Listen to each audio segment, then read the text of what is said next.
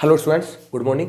Chemistry की online class में आप बच्चों का हार्दिक स्वागत है। मैं उम्मीद करता हूँ आप घर पे सेफ होंगे और सुरक्षित होंगे। फिलहाल हम बात कर रहे हैं चैप्टर नंबर 2। उस चैप्टर का नाम था एटॉमिक स्ट्रक्चर। इस चैप्टर में काफ़ी इंपॉर्टेंट बातें अब तक मैंने आपके साथ बताई है और मैंने डिस्कस भी की है। उम्मीद करता हूँ आपको जो भी बातें सिखाई गई हैं वो आप सीख रहे होंगे। जितने भी टॉपिक आपको पढ़ाए गए हैं उन्हें आप रफ कॉपी में नोट कीजिए और उनको रिविजन कीजिए, ताकि आपको जो अब तक जो मैंने बात पढ़ाई है वो पूरी याद हो जाए। जैसे मैंने मोल कॉन्सेप्ट पढ़ाया था उसको देखिए आप, और अब मैं जो आपको पढ़ा रहा हूँ एटॉमिक स्ट्रक्चर, ये भी और मतलब लगभग समाप्त होने वाला है। उसके बाद हम पढ़ेंगे पीरियोडिक एलिमेंट, ये मैं कहूँगा बात करेंगे आवर्त सारणी की। लेकिन आवर्त सारणी का चैप्टर पढ़ने से पहले आपको ये जो चैप्टर है एटॉमिक स्ट्रक्चर, ये पूरा याद होना चाहिए भाई, क्योंकि इस चैप्टर का इनऑर्गेनिक केमिस्ट्री में, अगर मैं ऑर्गेनिक की छोड़ो आप, इनऑर्गेनिक केमिस्ट्री में इस चैप्टर का काफी इंपॉर्टेंट रोल है।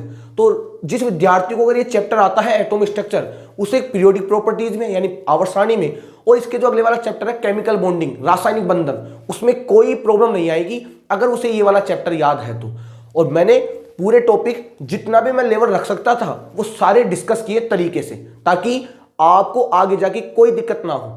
मैंने आपके एनसीईआरटी के अलावा जो भी बातें इन टॉपिक से रिलेटेड मैं कर सकता था वो सारी बातें मैंने आपके साथ की है। उम्मीद करता हूं शायद आपको बातें समझ में आ रही होंगी। अगर आप थोड़ा एग्जांपल देखना चाहो तो आप देख लीजिएगा, आपकी एनसीईआरटी की बुक ने फोटो इलेक्ट्रिक इफेक्ट के बारे में कितना सा लिखा है, लेकिन मैंने फोटो इलेक्ट्रिक इफेक्ट के आपको 3 केस बताए हैं, ताकि आपका फोटो इलेक्ट्रिक इफेक्ट का कोई भी क्वेश्चन बेसिक लेवल का हो चाहे एडवांस लेवल का हो वो अटके ना। इसलिए मैं आपको जो भी कंटेंट दे रहा हूं वो इस प्रकार का दिया जा रहा है ताकि आपको बातें आगे तक की समझ में आ जाए, यानी आपका लेवल बेसिक से लेके एडवांस तक का पूरा कवर हो।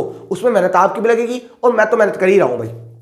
फिलहाल हम बात कर रहे हैं टॉपिक की। हम जो टॉपिक पढ़ रहे थे उस टॉपिक का नाम था हाइजेनबर्ग।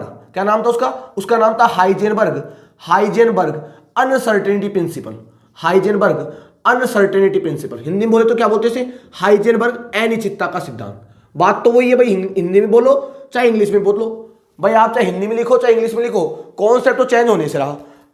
पॉइंट का नाम क्या है, हाइजेनबर्ग अनसर्टेनिटी प्रिंसिपल। बताया था मैंने आपको। इस प्रिंसिपल को यानी इस सिद्धांत को जो देने वाला साइंटिस्ट था, उस साइंटिस्ट का नाम क्या, हाइजेनबर्ग। इसलिए इस प्रिंसिपल का नाम क्या रखा गया, इसे रखा गया हाइजेनबर्ग अनसर्टेनिटी प्रिंसिपल। ठीक है साहब। ये प्रिंसिपल क्या कहता है, ये प्रिंसिपल आपको ये कहता है कि अगर आप किसी पार्टिकल को या किसी मैटर को देख रहे हो तो उसकी पोजीशन, क्या कहता है, वो कहता है कि इसकी पोजीशन का मतलब क्या होता है, स्थिति। क्या होता है मतलब स्थिति। ये कहता है किसी भी पार्टिकल की पोजीशन यानी स्थिति और मोमेंटम का मतलब होता है, यार लीनियर मोमेंटम की बात कर रहा है, यानी मैं बात करूंगा संवेग की। और संवेग भी कौन सा ले रहा है, ये ले रहा है रेखीय संवेग। क्योंकि संवेग 2 होते हैं हमारे पास, एक तो होता है हमारे पास कोणीय संवेग जिसे आप बोलते हो एंगुलर मोमेंटम, एक हमारे पास होता है रेखीय संवेग जिसे आप बोलते हो लीनियर मोमेंटम या मोमेंटम जिसे आप कह देते हो। ठीक है। क्या कहता है ये सिद्धांत, हाइजेनबर्ग ने क्या कहा, हाइजेनबर्ग ने ये कहा अगर आपके पास कोई पार्टिकल है, अगर आपके पास कोई मैटर है, तो उसकी स्थिति यानी उसकी पोजीशन और उसके संवेग यानी दोनों का एक साथ एक समय पर यथार्थ मापन नहीं कर सकते। ये बात किसने कही, ये बात कही हाइजेनबर्ग ने। हाइजेनबर्ग ने क्या कहा, अगर आपके पास कोई पार्टिकल है, अगर आपके पास कोई मैटर है, अगर आपके पास कोई पार्टिकल, कणु, अणु, परमाणु जो भी आप लो, उनकी स्थिति और संवेग का एक साथ एक समय पर यथार्थ मापन संभव नहीं है। अगर आप पोजीशन को देखोगे सही तरीके से, अगर आप पोजीशन के अंदर बिल्कुल आप पोजीशन को एक्यूरेट देखना चाहोगे तो मोमेंटम में एरर आ जाएगी, यानी मोमेंटम में त्रुटि आ जाएगी।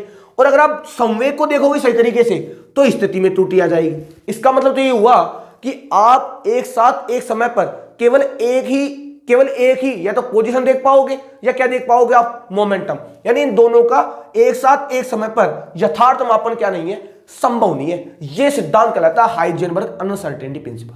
क्योंकि बात ही किसी करता है, ये बात ही भैया अनिश्चितता ही करता है। किसी करता है अनिश्चितता, मैं कहूंगा अनियमितता की बात करता है या अनिश्चितता की बात करता है। इसलिए सिद्धांत का नाम क्या रखा गया, इस सिद्धांत को बोला गया हाइजेनबर्ग अनसर्टेनिटी प्रिंसिपल। बात समझ आ रही है आपको। पहली बात तो ये, इसको देने वाला साइंटिस्ट कौन था, हाइजेनबर्ग था। क्या कहता है, ये कहता है कि किसी भी कण की स्थिति यानी पोजीशन और संवेग यानी मोमेंटम का एक साथ एक समय पर, एक मेरी बातों को सुना ध्यान से, मैं क्या कर रहा हूं, किसी भी कण की स्थिति और संवेग का एक साथ एक समय पर यथार्थ मापन संभव नहीं है, जिसे क्या बोलते हैं, हाइजेनबर्ग अनसर्टेनिटी प्रिंसिपल। और उसके लिए और उसको समझाने के लिए उसने एक समीकरण दिया। समीकरण क्या था, समीकरण ये था delta x into delta P. P क्या है पर मोमेंटम, एक्स क्या है पोजीशन, और डेल्टा क्या है, डेल्टा बता रहा है अनियमितता। ये किसमें अनियमितता है? स्थिति में अनियमितता यानी पोजीशन में अनसर्टेनिटी। ये क्या है? मोमेंटम में अनियमितता यानी संवेग में अनियमितता। Greater than equal to h/4π। ये समीकरण किसने दिया? ये समीकरण दिया जी हाइजेनबर्ग ने। बात समझ आपको यहां तक की? ये बात तो इससे पहले वाले लेक्चर में मैंने आपके साथ डिस्कस की थी कि हाइजेनबर्ग ने क्या कहा था। ये तो कहा था भाई, उसने कहा था अगर आपके पास स्थिति में अनियमितता है और अगर आपके पास संवेग में अनियमितता है तो इन दोनों का एक साथ एक समय पर यथार्थ मापन क्या नहीं है? संभव नहीं है। अगर आप डेल्टा एस को सही तरीके से देखोगे तो डेल्टा पी में त्रुटि आ जाएगी, और अगर आप डेल्टा पी को सही तरीके से देखोगे तो आपके पास डेल्टा एक्स में क्या आ जाएगी? त्रुटि। यानी आप इन दोनों को एक साथ एक समय पर सही तरीके से वेरीफाई नहीं कर सकते। ये बात किसने कही? ये बात कही जी हाइजेनबर्ग ने। किसने कही? हाइजेनबर्ग ने। और उसने एक समीकरण दिया जिस समीकरण को बोलते हो तुम हाइजेनबर्ग इक्वेशन। इसे क्या बोलते हैं? इसे बोलते हैं जी हाइजेनबर्ग इक्वेशन। क्या बोलते हैं? Heisenberg equation. इसे बोलते हैं हाइजेनबर्ग समीकरण। क्या बोलते हैं? इसे बोलते हैं हम हाइजेनबर्ग समीकरण। बात क्लियर है यहां तक की? 3 पॉइंट बता दिए मैंने आपको। तो पहला पॉइंट क्या था? पहला पॉइंट तो ये था, इस प्रिंसिपल को देने वाला साइंटिस्ट कौन था? हाइजेनबर्ग। बात क्लियर?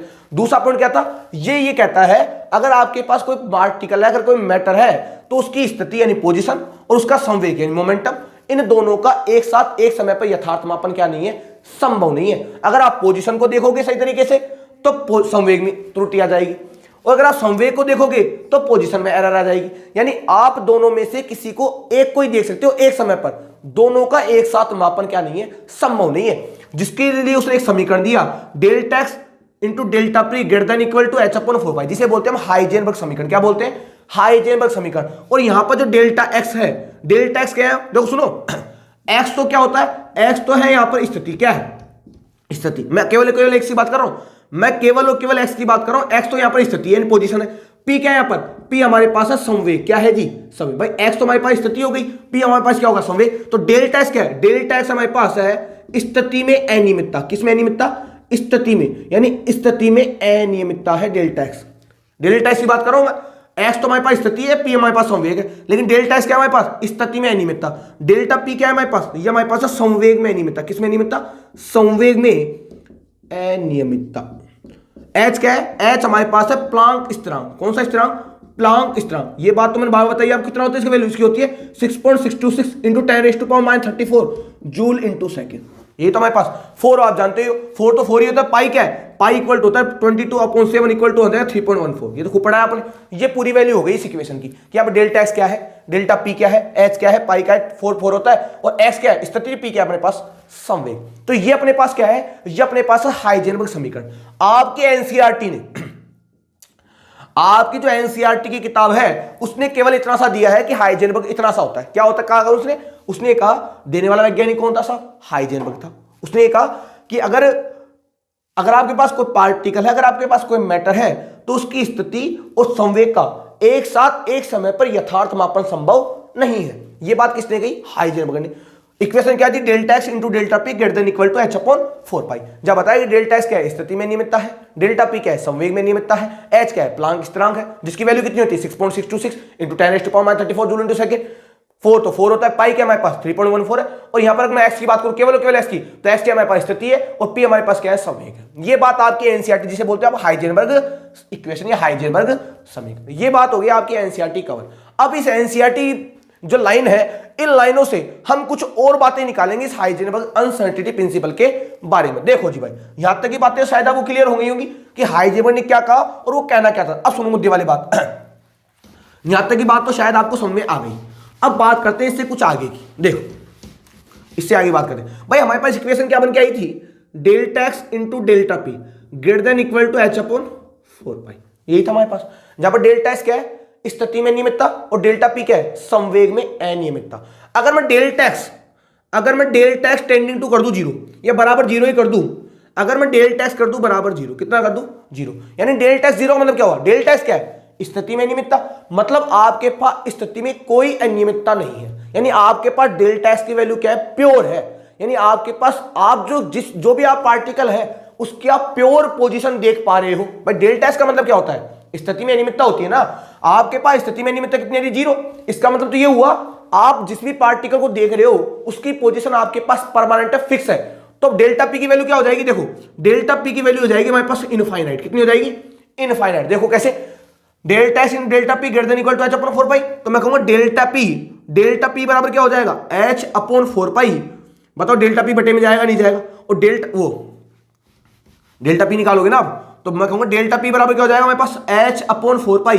बताओ डेल्टा एस बटे में जाएगा नहीं जाएगा, तो डेल्टा पी बराबर क्या हो जाएगा मेरे पास, h अपॉन 4 पाई हो जाएगा, h अपॉन 4 पाई, और डेल्टा एस की वैल्यू कितनी है अपने पास 0, तो मैं कहूंगा डेल्टा पी की वैल्यू कितनी आएगी, बताओ इनफाइनाइट आएगी नहीं आएगी। इसका मतलब क्या हुआ, इसका मतलब क्या हुआ, ये हमारे पास क्या है, ये हमारे पास है स्थिति में अनियमितता। क्या है, स्थिति में अनियमितता। क्या है ये हमारे पास है स्थिति में, और ये हमारे पास क्या है, ये हमारे पास क्या है जी, ये हमारे पास है संवेग में अनियमितता। क्या है, संवेग में अनियमितता। देखना इंपोर्टेंट मान निकल के आई ऐसे, ये हमारे पास क्या है, स्थिति में अनियमितता, और ये हमारे पास क्या है, संवेग में अनियमितता। किसमें अनियमितता है, संवेग में अनियमितता। इसका मतलब क्या हुआ, जब आपके पास स्थिति में अनियमितता 0 है, कितनी है, यानी आप जिस भी पार्टिकल को देख रहे हो उसकी पोजीशन परमानेंट है, फिक्स है, तो उस स्थिति में संवेग में अनियमितता कितनी हो जाएगी, इनफाइनाइट, अनंत। यानी उस टाइम जो संवेग में त्रुटि है वो कितनी हो जाएगी, अनंत।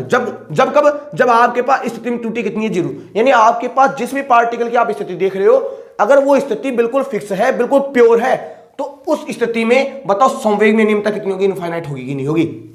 इसका मतलब ये हुआ ना, जब आप स्थिति को देखोगे तो संवेग में अनियमितता ज्यादा हो जाएगी, और जब आप संवेग को देखोगे तो स्थिति में अनियमितता क्या हो जाएगी, ज्यादा। बात समझ आ रही है आपको। देखो आप, अगर आपके पास स्थिति में अनियमितता 0 है, इसका मतलब क्या हुआ, आपके पास स्थिति जिस भी पार्टिकल की आप पोजीशन निकाल रहे हो, अगर वो पोजीशन बिल्कुल फिक्स है, बिल्कुल प्योर है, तो उस कंडीशन में आपके पास जो संवेग में अनियमितता आएगी वो कितनी आ जाएगी, अनंत। कितनी आ जाएगी, अनंत। इसका मतलब तो ये हुआ ना भाई कि आपके पास अगर ये प्योर है इसमें त्रुटि आएगी, और अगर ये प्योर है तो इसमें त्रुटि आएगी। कैसे आएगी, अगर मान लो मेरे पास, ये तो अपने पास पहला फॉर्मूला आ गया, अगर मान लो मेरे पास डेल्टा पी बराबर 0, क्या है, इस बार मैं क्या कर रहा हूं, इस बार मैं ले रहा हूं संवेग में अनियमितता, कि हमारे पास जो मोमेंटम है वो बिल्कुल प्योर है, तो देखो डेल्टा एस की वैल्यू कितनी आ जाएगी, इनफाइनाइट आएगी। कैसे आएगी, इनफाइनाइट। निकालो फॉर्मूले से, बट डेल्टा पी 0 है ना हमारे पास, हमको निकालना डेल्टा एस। बताओ डेल्टा एस बराबर क्या हो जाएगा, हमारे पास आ जाएगा h upon 4 pi delta P. रखो वैल्यू, तो डेल्टा एस बराबर क्या हो जाएगा, h अपॉन 4 पाई बटे में 0, तो यहां से वैल्यू कितनी आएगी, इनफाइनाइट। बताओ आएगी नहीं आएगी। इसका मतलब क्या हुआ, जब आप केवल और केवल संवेग में, जब आप संवेग में अनियमितता 0 रख के चलते हो, जब आपके पास संवेग बिल्कुल प्योर होता है, तो उस स्थिति में अनियमितता कितनी आ जाती है, इनफाइनाइट। कितनी आ जाती है, अनंत आ जाती है। यानी दोनों में से अगर ये प्योर लोगे तो इसमें त्रुटि बढ़ जाएगी, अगर ये प्योर लोगे तो इसमें त्रुटि बढ़ जाएगी। यानी दोनों का एक साथ एक समय पर यथार्थ मापन संभव नहीं है। यही तो बात किसने कही थी, यही बात कही थी हाइजेनबर्ग ने। यहां तक की बातें क्लियर है आपको, यही बात किसने कही थी, यही बात कही थी भाई हाइजेनबर्ग ने। क्लियर बात है, क्लियर बात है। तो आपकी किताब लिखा है अगर डेल्टा एक्स बराबर 0 होगा, अगर डेल्टा एक्स बराबर 0 होगा तो बताओ डेल्टा पी बराबर क्या हो जाएगा, इनफाइनाइट हो जाएगा। होगा कि नहीं होगा, बातें समझ में आ रही है मैं क्या कह रहा हूं आपको। यानी इस इक्वेशन में मतलब क्या हुआ, इस इक्वेशन का मतलब क्या हुआ, देखो वापस लिख देता हूं मैं, बार बार लिखोगे इक्वेशन को तो आपको इक्वेशन याद हो जाएगी। Delta x into delta P greater than equal to h upon 4 pi, यही है। इसका मतलब क्या हुआ, अगर डेल्टा एक्स बराबर 0 है तो डेल्टा पी बराबर इनफाइनाइट हो जाएगा, और अगर डेल्टा पी बराबर 0 है तो डेल्टा एक्स बराबर कितना हो जाएगा मेरे पास, इनफाइनाइट। बताओ आएगा नहीं आएगा। पहला पॉइंट तो ये निकल के आ गया यहाँ से कि अगर डेल्टा एक्स तुम्हारे पास 0 है, यानी अगर आपके पास स्थिति में अनियमितता 0 है तो संवेग में अनियमितता कितनी हो जाएगी, अनंत हो जाएगी। और अगर आपके पास संवेग में अनियमितता 0 है तो आपके पास जो स्थिति में अनियमितता आएगी कितनी आएगी, इनफाइनाइट आएगी। बातें क्लियर हो गई आपको, ये बात समझ। ये इस इक्वेशन का पहला पॉइंट आपके सामने निकल के आ गया। अब दूसरी बात सुनो, आपसे पूछा जाए कि मतलब delta x into delta P, देखो आपसे पूछा जाए, ये पहला पॉइंट निकल के आ गया यहां से। दूसरा पॉइंट क्या होगा, आपसे पूछा जाए कि मतलब delta x into delta P की मिनिमम वैल्यू कितनी होगी। कहा भी था मैंने, आपसे पूछा जाए कि मतलब delta x into delta P की मिनिमम वैल्यू कितनी होगी, कम से कम वैल्यू। अब आप देखो इस फॉर्मूले को, आप इस फॉर्मूले को ध्यान से देखो, यहां क्या है, delta x into delta P greater than equal to h upon 4 pi, यानी greater than equal to h upon क्या है, 4 पाई। भाई greater than equal to h upon क्या है, 4। इसका मतलब तो यही होगा। देखो क्या होगा इसका मतलब, देखो एक एक चीज को देखना यहां से। आपसे क्या पूछा गया, आपसे ये पूछा, पहला देखो पहला हमने क्या निकाल लिया, पहला हमने निकाल लिया कि जब आपके पास डेल्टा एक्स 0 होगा तो डेल्टा पी क्या होगा हमारे पास, इनफाइनाइट होगा। देखो इसके इंपॉर्टेंट पॉइंट देखो आप हाइजेनबर्ग के, और डेल्टा पी जब आपके पास 0 होगा तो डेल्टा एस आपके पास कितना हो जाएगा, इनफाइनाइट हो जाएगा। ये बात हमने देख ली। अब आपसे क्या पूछ रहा है, आपसे पूछ रहा है कि बताओ delta x into delta P की मिनिमम वैल्यू कितनी होगी, ये पूछ लिया जाए। फिर आप क्या कहोगे, देखो चूंकि हम जानते हैं कि delta x into delta P greater than equal to h upon क्या है, 4 पाई।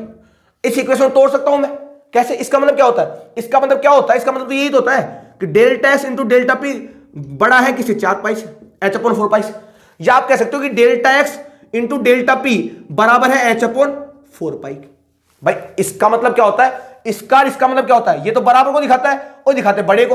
भाई जिसका मुंह खुला होता है मतलब ये वैल्यू बड़ी हो जाती है ना, बट जानते हो ना, इसे बोलते ग्रेटर देन, और मैं ऐसे कह दूं इसे बोलते लेस देन।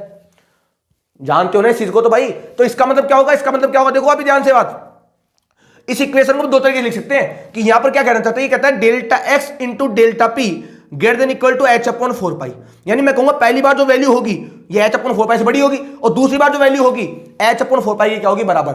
यानी ये तो दिखाता है बराबर को और ये दिखाता है बड़ी वाली वैल्यू को। तो बताओ कम से कम वैल्यू कितनी होगी इसकी, भाई कम से कम वैल्यू ये तो होगी इसकी, इससे तो बड़ी हो सकती है ना। देखो या तो देखो क्या दिख रहा है आपको, एच अपॉन 4 पाई बड़ा है, यानी delta x into delta P की वैल्यू एच अपॉन 4 पाई से क्या है, बड़ी है, और बराबर कितनी है, एच अपॉन 4 पाई। तो सबसे छोटी छोटी वैल्यू कितनी होगी, यानी delta x into delta P की जो मिनिमम वैल्यू है बताओ कितनी होगी, यही तो होगी। बताओ इससे क्या कम हो सकती है क्या, इससे क्या कम होगी क्या, कम से कम इतनी होगी, इससे ज्यादा ही हो सकती है। देखो इससे तो ज्यादा ही हो सकती है, इससे कम नहीं हो सकती। यानी आपके पास delta x into delta P की मिनिमम वैल्यू कितनी आ जाएगी, एच अपॉन 4 पाई। कितनी आ जाएगी, एच अपॉन 4 पाई। मेरी बात समझ आ रही है आपको, मेरी बात समझ आ रही है आपको कि delta x into delta P की मिनिमम वैल्यू कितनी होगी। भाई आप देखो ना इस फॉर्मूले को कि delta x into delta P greater than equal to अपने पास है एच अपॉन 4 पाई। यानी ये जो वैल्यू है इससे डेल्टा एक्स डेल्टा पी बड़ा भी है और बराबर भी है, तो कम से कम वैल्यू क्या होगी, बराबर वाली तो होगी, इससे बड़ी है इससे कम तो नहीं है। तो मैं कहूंगा डेल्टा एक्स डेल्टा पी की जो मिनिमम वैल्यू है बताओ किसके बराबर होगी, वो बराबर होगी हमारे पास एच अपॉन 4 पाई। किसके बराबर होगी, एच अपॉन 4 पाई। तीसरा क्वेश्चन निकालिए, पहला हमने ये निकाल लिया दोनों, तीसरा क्या निकाला कि delta x into delta P की जो मिनिमम वैल्यू है वो होती है एच अपॉन 4 पाई। कितनी होती है, एच अपॉन 4 पाई। दिख रहा है आपको, बातें के लिए समझ आ रही है आपको कि मैं क्या कहना चाहता हूं कि जो delta x into delta P की जो मिनिमम वैल्यू है वो किसके बराबर होगी, एच अपॉन 4 पाई। किसके बराबर होगी, एच अपॉन 4 पाई। क्लियर बात। अब बात करते हैं आगे, वापिस देख लो, अगर बात समझ नहीं आए तो एक बार और समझ लो इस चीज को, ये बातें काफी इंपॉर्टेंट है भाई, क्योंकि हम ये जानते हैं जी, हम ये जानते हैं कि delta X delta P greater than equal to क्या, एच अपॉन 4 पाई है। यानी ये जो वैल्यू है delta x into delta P की, ये एच अपॉन 4 पाई से बड़ी भी है और इसके बराबर भी है। यानी इसका मतलब ये हुआ कुछ ऐसा होगा, इसका मतलब यही होगा या ये होगा,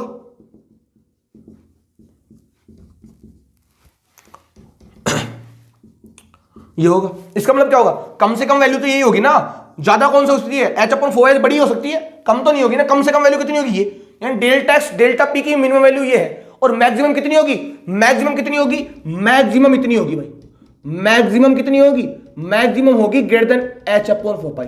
यानी मैं कहूंगा एच अपॉन 4 पाई से बड़ी होगी। अब कितनी बड़ी होगी वो हमें पता नहीं है, लेकिन बड़ी होगी एच अपॉन 4 पाई से। और मिनिमम कितनी होगी, मिनिमम होगी बराबर एच अपॉन 4 पाई। बात समझ आ रही है मैं क्या कह रहा हूं, यानी मिनिमम वैल्यू तो होगी एच अपॉन 4 पाई की, और मैक्सिमम कितनी होगी, देखो ना मैक्सिमम, मैक्सिमम कितनी होगी, एच अपॉन 4 पाई से बड़ी होगी। अब वो बड़ी कितनी होगी वो हम फॉर्मूले पुट कर लेंगे, वैल्यू निकाल लेंगे, लेकिन मैं कहूंगा मैक्सिमम वैल्यू तो एच अपॉन 4 पाई से बड़ी होगी, और मिनिमम वैल्यू कितनी होगी, एच अपॉन 4 पाई। कितनी होगी, एच अपॉन 4 पाई। बात समझ आ रही है आपको, बातें क्लियर है। यहां देखो 4 पॉइंट अब तक मैं निकाल के लिया है कि delta x into delta P की मिनिमम वैल्यू क्या होती है, एच अपॉन 4 पाई। मैक्सिमम कितनी होती है, एच अपॉन 4 पाई से बड़ी होती है, बड़ी कितनी हो सकती है वो हमें पता नहीं है, लेकिन अब मिनिमम तो निकाल सकते हैं ना, मिनिमम कितनी होगी, इससे छोटी थोड़ी होगी, इससे छोटी मतलब तो ये हो गया, फिर तो ये हो गया, ऐसा हो जाएगा, इससे छोटी है तो। और ऐसा तो बताया नहीं ना हाइजेनबर्ग ने, हाइजेनबर्ग ने तो हमें यही कहा था कि delta x into delta P greater than equal to H upon 4 pi. यानी ऐसा बिल्कुल पॉसिबल नहीं होगा, कम से कम तो वैल्यू होगी और ज्यादा से ज्यादा वैल्यू ये होगी। बात समझ आ रही है आपको यहां तक। अब सुनो ध्यान से बात,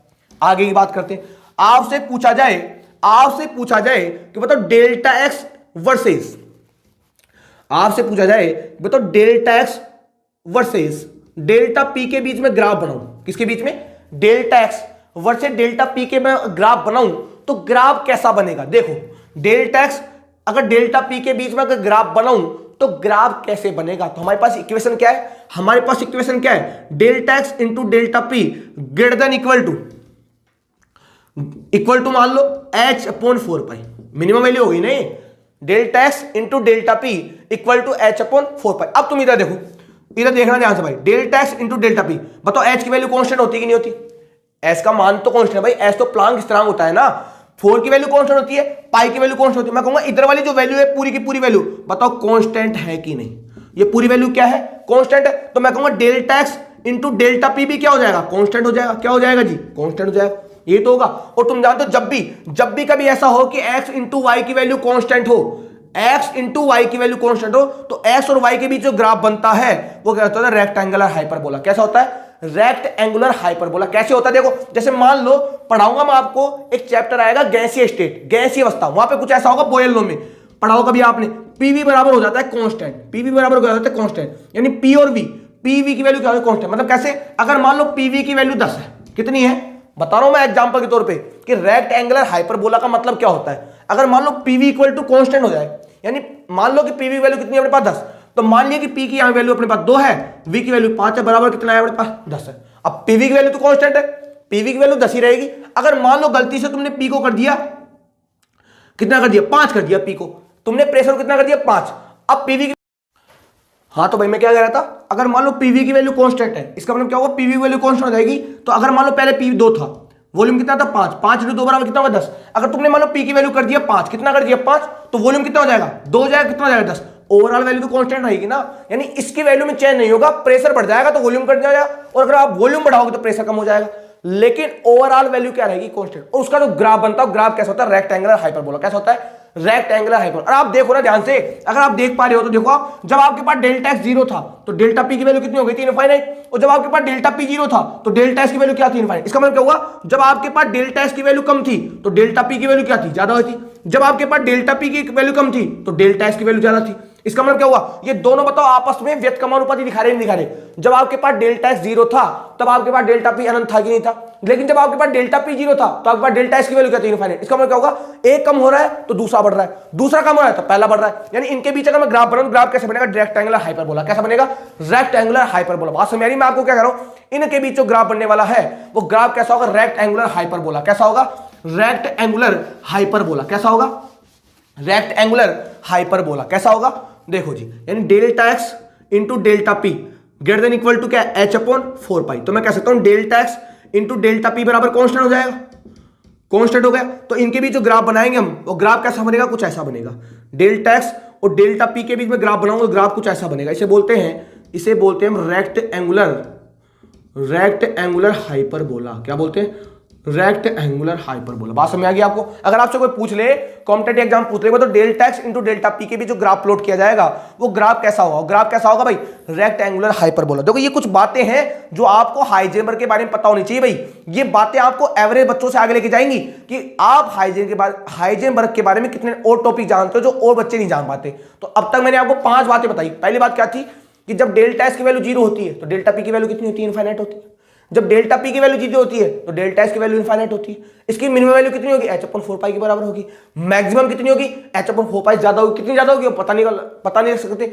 फिर ग्राफ कैसा होगा, ग्राफ होगा रेक्टेंगुलर हाइपरबोला। कैसा होगा, रेक्टेंगुलर हाइपरबोला। अब मैं बात करता हूं और समीकरण, यानी हाइजेनबर्ग के और कौन कौन से समीकरण आ सकते हैं। देखो हाइजेनबर्ग के और कौन कौन से समीकरण आ सकते हैं, तो यहां पर मैं लिख देता हूं। अगर मैं यहां पर डेल्टा एक्स डेल्टा पी, या मैं ये लिख देता हूं ग्राफ वर्सेस, अगर मैं ग्राफ की बात कर लूं, अगर मैं यहां पर ग्राफ की बात कर लूं, किसकी बात कर लूं, ग्राफ किसके बीच में, delta x versus delta P के, तो ग्राफ कैसा बनेगा, अगर डेल्टा एक्स यहां ले लूं, डेल्टा पी यहां ले लूं, तो ग्राफ कैसा बनेगा, ऐसा बनेगा, रेक्टेंगुलर हाइपरबोला। क्या बनेगा, रेक्टेंगुलर हाइपरबोला। अब देखो जी, हमारे पास इक्वेशन क्या थी, delta x into delta P greater than equal to H upon 4 pi, यही थी हमारे पास।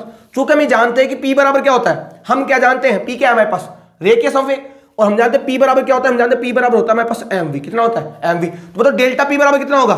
सुनो विद्यार्थी यहां गड़बड़ करता है, डेल्टा पी बराबर ये नहीं होगा delta M into delta V, ये गलत है। कभी मास के अंदर अनियमितता नहीं होती, कभी मास में आपने अनियमितता देखी, आपके मास के अंदर कोई अनियमितता होती है क्या, कि यहां क्या और वहां क्या, परसों वहां क्या, ऐसा कभी नहीं होता। मास के अंदर कभी अनियमितता नहीं होती। किसके अंदर अनियमितता होती है, वेलोसिटी में। अरे भाई आपके अंदर जो मास है उसमें क्या अनियमितता होगी क्या, आप यहां चल रहे तो भी मास होगा, आगे चलोगे तो भी मास वही होगा, और उससे आगे जाओगे तो भी मास वही होगा, लेकिन आपकी वेलोसिटी चेंज होगी ना भाई आपकी वेलोसिटी चेंज होगी कि नहीं होगी, आपकी क्या चेंज होगी, वेलोसिटी। सुनो मेरी बात ध्यान से, मैं क्या कह रहा हूं, चूंकि हम जानते हैं delta X delta P greater than equal to क्या होता है, एच अपॉन 4 पाई। चूंकि हम जानते हैं पी बराबर क्या होता है, एम वी। अब विद्यार्थी क्या करेंगे, डेल्टा पी बराबर क्या होगा, डेल्टा एम डेल्टा वी, जबकि ऐसा पॉसिबल नहीं है, क्योंकि मास के अंदर कभी अनियमितता नहीं होती भाई। अगर आप सोचो, अगर मैं यहां से चल रहा हूं, मैं यहां से घर पे गया तो मेरा मास चेंज थोड़ी होगा, मेरे मास के अंदर कोई अनियमितता होगी क्या, मैं चाहे यहां से दिल्ली जाऊं, मैं चाहे जयपुर जाऊं, मैं चाहे कहीं भी जाऊं, मेरे मास के अंदर कोई अनियमितता नहीं होगी, लेकिन मेरी वेलोसिटी तो चेंज होगा ना भाई। मेरी वेलोसिटी कहीं पे जाने क्या है, कहीं पे जाने क्या है, मतलब जो वेलोसिटी में तो अनियमितता होगी लेकिन मास के अंदर अनियमितता नहीं होगी। इसका मतलब क्या होगा, जो डेल्टा पी होगा वो कुछ ऐसा होगा, एम इंटू डेल्टा वी। कैसा होगा, एम इंटू डेल्टा वी। ध्यान रखना, आप गलती से ऐसा मत कर देना, गड़बड़ हो जाएगा मामला, क्योंकि मास के अंदर कभी भी अनियमितता नहीं होती। किसके अंदर अनियमितता होती है, वेलोसिटी के अंदर। तो इस वैल्यू को जब मैं यहां रखूंगा जब इस वैल्यू को मैं यहां रखूंगा तो मेरे पास फॉर्मूला क्या बन के आएगा, delta x into M delta V greater than equal to H upon 4 pi. बताओ क्या बन के आएगा, ये तो बन के आएगा क्योंकि मास में तो होती नहीं है, वेलोसिटी में होती है। तो बताओ delta x into delta V greater than equal to क्या बन जाएगा, एच अपॉन 4 पाई। बताओ एम नीचे आएगा ही नहीं आएगा, बताओ नया फॉर्मूला बन के आएगा कि नहीं आएगा। बना दिया फॉर्मूला मैंने आपको सामने कि अगर आपसे पूछ लिया जाए,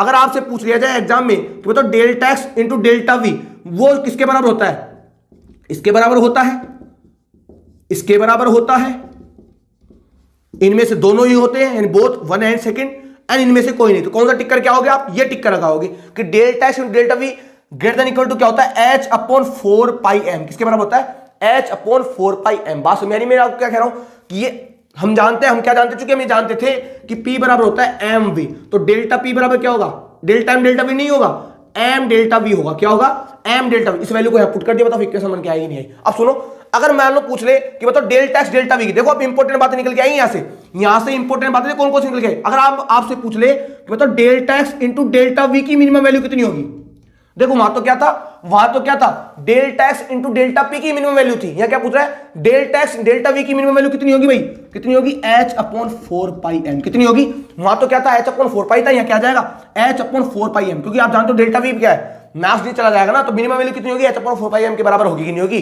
पता लग गया ना आपको कि कौन कौन सी इंपॉर्टेंट बातें वो आपसे पूछ सकता है। तो आपको एक एक फॉर्मूले के ऊपर ध्यान देना है, क्योंकि हम जानते हैं कि डेल्टा पी बराबर क्या होता है, एम इंटू डेल्टा वी। रखी वैल्यू यहां पर, तो एम को नीचे भेज दिया मैंने, क्या बना, delta x into delta V greater than equal to H upon 4 pi M. तो मैं कहूंगा कम से कम वैल्यू कितनी होगी, कम से कम वैल्यू यही तो होगी भाई, इससे तो बड़ी हो सकती, कम तो नहीं हो सकती ना।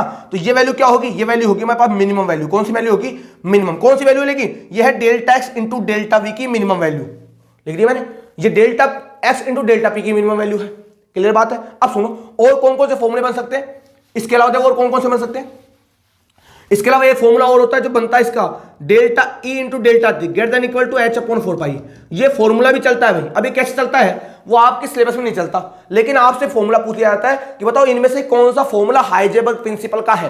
तो ये फॉर्मूला भी किसका होता है, हाइजेनबर्ग प्रिंसिपल का। इसके अलावा ये फॉर्मूला भी होता है भाई, कौन सा, delta x into delta lambda. देखना ध्यान से, delta x into delta lambda less than, देखो सबसे पहले सब में ग्रेटर देन था, यहां पर लेस देन होगा, लैम्बडा स्क्वायर अपॉन 4 पाई। ये फॉर्मूला भी हाइजेनबर्ग का काफी इंपॉर्टेंट है भाई। अधिकतर विद्यार्थियों को इस फॉर्मूले के बारे में पता नहीं होता, और आपसे एग्जाम में, कॉम्पिटिटिव एग्जाम में इस फॉर्मूले को दे दिया जाता है और पूछ लिया जाता है बताओ ये फॉर्मूला क्या हाइजेनबर्ग का फॉर्मूला है। हाँ, ये फॉर्मूला भी किसका फॉर्मूला होता है, हाइजेनबर्ग समीकरण का फॉर्मूला। बात समझ आ गई। ये बात थी भैया हाइजेनबर्ग के बारे में, कि हाइजेनबर्ग के बारे में आपको कौन कौन सी बातें पता होना अनिवार्य है। तो अब मैं एक बार पूरी इसकी समरी कर देता हूं, मैं एक बार पूरा इसका सारांश बना देता हूं कि हाइजेनबर्ग जो अनसर्टेनिटी प्रिंसिपल है उसके बारे में आपको क्या क्या बातें पता लगी। देखो जी, आपके पास जो हाइजेनबर्ग अनसर्टेनिटी प्रिंसिपल है उसके बारे में आपको क्या क्या बातें पता लगी। हाँ भाई, पहली बात तो यही जानते हो आप, देने वाला वैज्ञानिक कौन था, हाइजेनबर्ग था। क्या कहता है कि स्थिति संवेग का एक साथ एक समय पर यथार्थ माप संपन्न नहीं है। अब क्या पहला फॉर्मूला क्या था, फॉर्मूला कुछ ऐसा था, delta x into delta P greater than equal to H upon 4 pi, यही था। इसके अलावा दूसरा क्या बनता है, दूसरा बनता है delta x into M delta V greater than equal to H upon 4 pi. तीसरा क्या बन सकता है, delta x into delta V, इस एम को दे दू नीचे, एच अपॉन 4 पाई है। इसके अलावा कौन सा बन सकता है, delta E into delta T greater than equal to H upon 4 pi. देखते जाना आप, ये सारी बातें हाइजेनबर्ग के लिए ही है भाई। इसके अलावा क्या बन सकता है, delta x into delta lambda, ये फॉर्मूला देखना, सब में ग्रेटर देन है, यहां पर लेस देन है, लैम्बडा स्क्वायर अपॉन 4 पाई।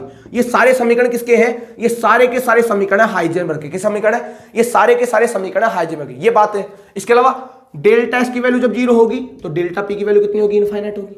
जब डेल्टा पी की 0 होगी तो डेल्टा एक्स की इनफाइनाइट होगी, ये बात है। Delta x into delta P की मिनिमम वैल्यू कितनी होगी भाई, एच अपॉन 4 पाई होगी, यही होगी। Delta x into delta P की मैक्सिमम वैल्यू कितनी होगी, ग्रेटर देन होगी भाई एच अपॉन 4 पाई से। इसके अलावा delta x into delta we, देखो इस बार डेल्टा वी ले रहा हूं, डेल्टा वी की मिनिमम वैल्यू कितनी होगी साहब, एच अपॉन 4 पाई एम होगी। इसके अलावा मैं कह सकता हूं delta x into delta we की मैक्सिमम वैल्यू कितनी होगी, बड़ी होगी एच अपॉन 4 पाई एम से होगी। इसके अलावा डेल्टा एक्स और डेल्टा पी के बीच जो ग्राफ बनाओगे आप, यानी ग्राफ किसकी सीरीज में, चाहे आप डेल्टा एक्स का बनाओ डेल्टा पी के साथ, डेल्टा पी के साथ कैसा ग्राफ बनेगा, कुछ ऐसा बनेगा भैया, डेल्टा एक्स यहां रहेगा, डेल्टा पी यहां रहेगा, ग्राफ बनेगा ऐसा। ये बातें हैं पूरी किसके बारे में, ये सारी बातें हैं आपके पास हाइजेनबर्ग अनसर्टेनिटी प्रिंसिपल के बारे में। देख लीजिए आप, ये पूरी बातें आपको ये बता देगी कि हाइजेनबर्ग के बारे में कौन कौन सी बातें आपको पता होनी चाहिए। अगर ये सारी बातें अगर आपको हाइजेनबर्ग प्रिंसिपल के बारे में पता होगी तो चाहे आपके पास बोर्ड एग्जाम का कोई क्वेश्चन आ जाए, चाहे आपके पास कॉम्पिटिटिव एग्जाम का कोई क्वेश्चन आ जाए, एक भी क्वेश्चन आपसे अटकने वाला नहीं है। किसके बारे में? हाइजेनबर्ग अनसर्टेनिटी प्रिंसिपल के बारे में। देख लीजिए आप ध्यान से, ये सारी बातें एक बार जूम कर देता हूं मैं ताकि आपको बातें और क्लियर हो जाए। ये सारी बातें जो है देख लीजिए आप, ये फॉर्मूले देख लीजिए आप, और इसके अलावा मैंने आपको जो दिखाया है ग्राफ, इसके अलावा ये जो वैल्यू है, मिनिमम वैल्यू क्या होगी, मैक्सिमम वैल्यू क्या होंगी, ये सारी बातें आपको अगर एक बार पता लग जाएंगी तो शायद आपको हाइजेनबर्ग में इसके अलावा कोई और क्वेश्चन पूछने वाला नहीं है। देख लीजिए आप, ये इतनी सारी बातें आपको हाइजेनबर्ग के बारे में पता होनी चाहिए भाई।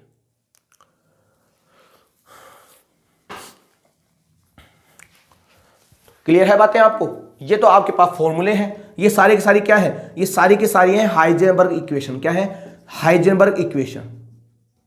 और ये क्या है इसके इंपॉर्टेंट पॉइंट्स, इंपॉर्टेंट पॉइंट्स है किसके? हाइजेनबर्ग के बारे में। कि हाइजेनबर्ग के बारे में हमें कौन कौन से इंपॉर्टेंट पॉइंट पता होने चाहिए। तो देख लो, आपकी एनसीईआरटी ने केवल इतना सा दिया था, आपकी एनसीईआरटी ने केवल इतना सा दिया था, ये आपके एनसीईआरटी में लिखा हुआ है भाई, आपके एनसीईआरटी ने केवल इतना सा दिया था।